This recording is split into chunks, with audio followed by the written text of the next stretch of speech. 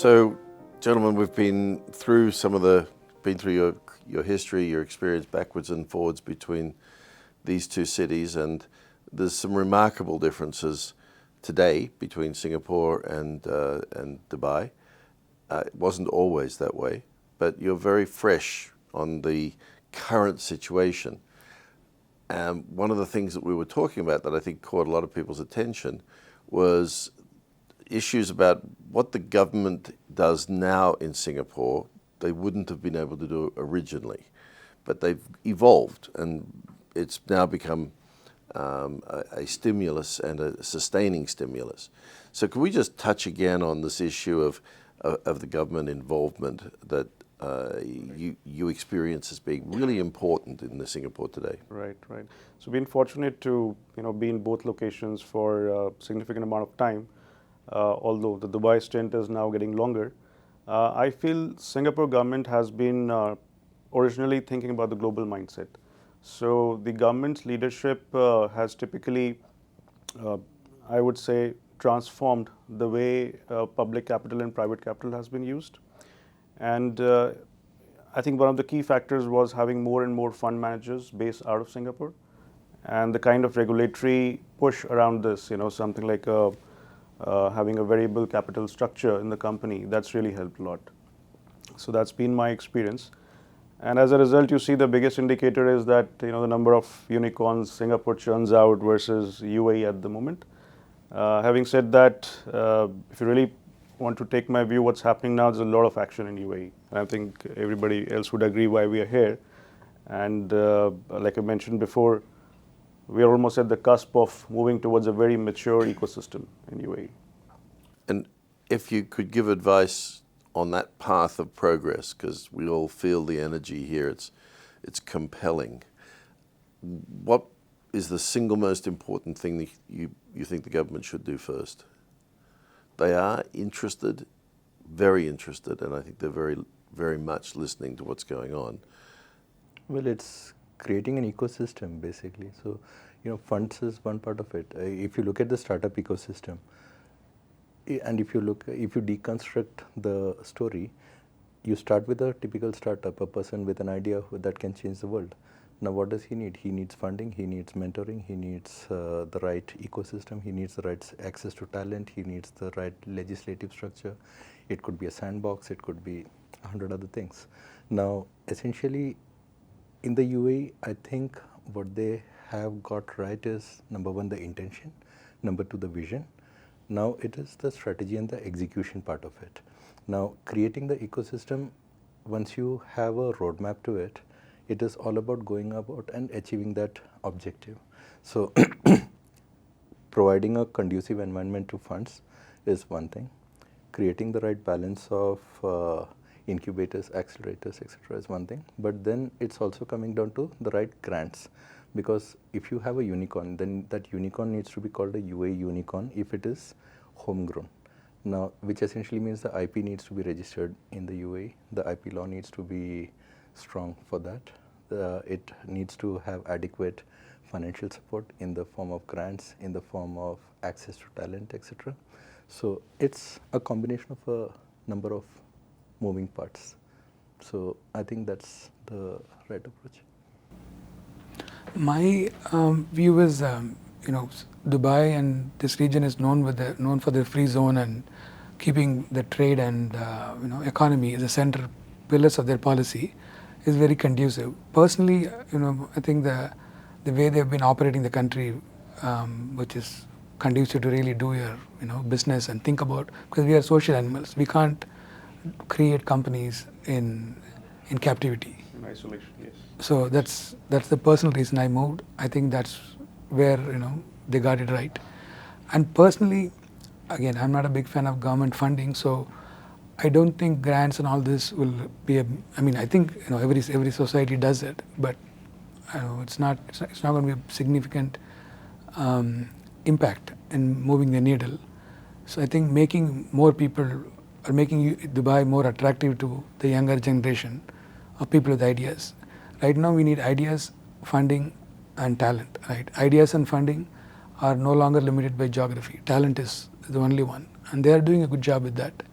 Now they need to do more of it to bring more people. Do you think that we've all experienced incubators and these sort of startup campuses?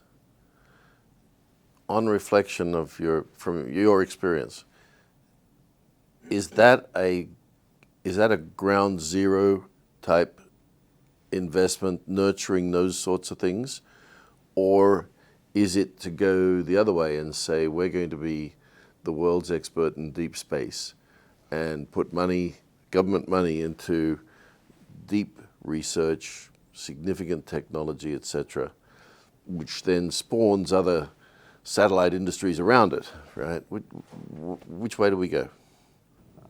If I take that up, I think it's a combination of both, honestly. If you look at the accelerators or startups or incubators, it sets a ground and the culture within a city for the youth especially that they could do something. And of course, Singapore universities are best examples.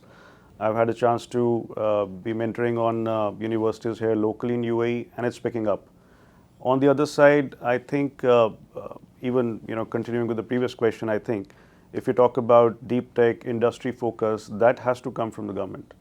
And once that is there, then there's more funding into R&D to central universities, which of course percolates down the other way around as well. So I think it's a combination. Yeah. Thank you. I think the deep tech is a very long-term play. So I think if they want to do that, they can start, but that's 10, 20-year play. The incubator accelerators, those can be the short-term, medium-term solutions, and so they can get some results immediately. Well, I agree that it is a combination of both because both have their own space in the system. Now, every idea that starts as a product, there is a journey from becoming a business, from starting as a product to becoming a business. And the initial role that the incubator plays or the accelerator plays is very big in that aspect. That typically it is two brothers, two friends who started a product. They don't have a company, they don't have anything, they don't have any sort of structure around it.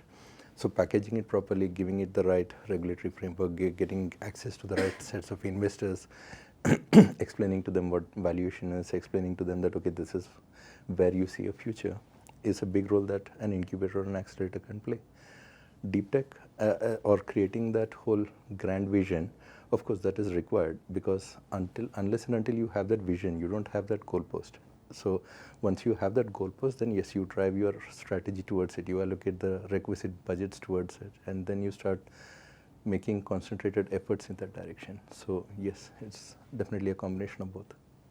So you've all invested in post or current incubator companies. What's the best incubator, like the philosophy of the best incubator you've seen? Well, I think take an example of Singapore, and there are good examples here. When I was studying, that time it was very popular. I am sure it's now as well. Block 71 in Singapore. I think you would have heard as well. It's a beautiful model, and there is a sponsorship from the government into it. There's a sponsorship from the university. I think NUS, if I'm not wrong, and they run it like a corporate, right? They've got their own metrics, the complete hand-holding right from the idea stage to taking them to real funds and VCs. That's a beautiful model, right? When everybody is accountable for what they're doing, and when there is a government push involved, I think it's a beautiful structure like a tripartite deal. And that's a good example. Of late in Dubai, it's picking up. There's one in DTech I know of. They've done a tremendous job. I think maybe you would have seen more examples. In my view, that's going to the full life cycle till the time you let the bird fly away. That's a beautiful model. Yeah. Should the incubator provide educational resources, or is it purely business type resources, letting the entrepreneur figure out what they're going to do with their product? We need both because it's a journey, and most entrepreneurs, either they're working someplace or they're trying with the idea. And most entrepreneurs, especially the bigger, most successful ones, nobody gets it right the first time. first iteration of the product of the company itself. They're usually serial entrepreneurs. So education will be a bigger play. And I also think about, if you look at the most successful ecosystem in the whole world, the US, the biggest advantage is the culture supports failure, right? You have to fail, and it's okay to fail as long as you don't cheat. You fail, you move on, you pick up, you learn. So to get that, it's education. Education not just for entrepreneurs, education for the whole society, and to create that kind of ecosystem. That is where the real value will be. Well, it's called an incubator for a reason. It's not a facilitator, it's an incubator. So you're incubating the business and mentoring that business, or creating the right educational support is a big part of that process. Now, facilitating is one part. You can give them office space, you can give them the access to consultants, auditors, etc.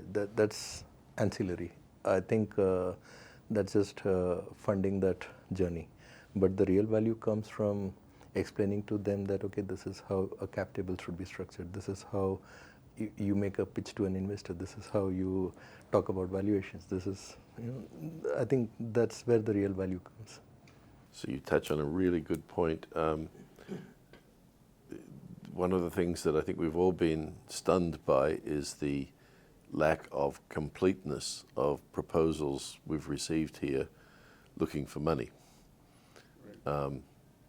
Now, putting aside the ones that are just screwball ideas anyway, some very good ideas are hidden, in my experience, are hidden in very incomplete documents. Is it the incubator's job to make sure, because this would be for people outside as well as inside the incubator? Because I worry that, we all pass over ideas that could be great because we can't be bothered to get through the chicken scratch.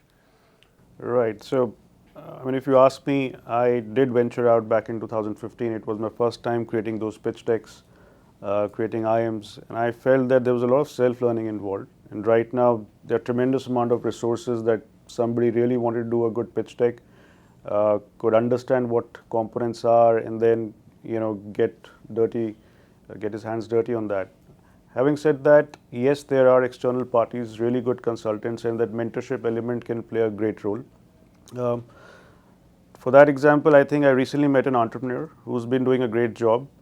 Traditional guy, been running industries, 45, 50-year-old. He doesn't get used to the current ways of doing those fancy IMs, and that's why I think if there are entities which are doing this kind of consulting, it should be a great help, but not necessarily the only way to do it. Yeah. Of course. And today, if you Google what's the best way to do an IM or a pitch deck, almost any pitch deck, whether you call it the Uber pitch deck, whether you call it the Airbnb pitch, everything is available. So it's not the job of the incubator, if you ask me. It's the intent from the founders that needs to come out. Now, yes, there is, in my personal experience, what I have found is there are a lot of founders who say that, oh, I've just built this fantastic product. What is there in the pitch deck is really not relevant, because there is that whole bias. There's that whole bias that, okay, this is my product, this is going to be earth-shattering, this is going to be world-changing. Now, obviously, it's the bias. The world doesn't see it that way. You will see what is presented to you, and explaining that is what an incubator can do best. Right. So, we want those entrepreneurs who are so confident that they've got it right. They're the ones who just might have it right, or it might be a flame out.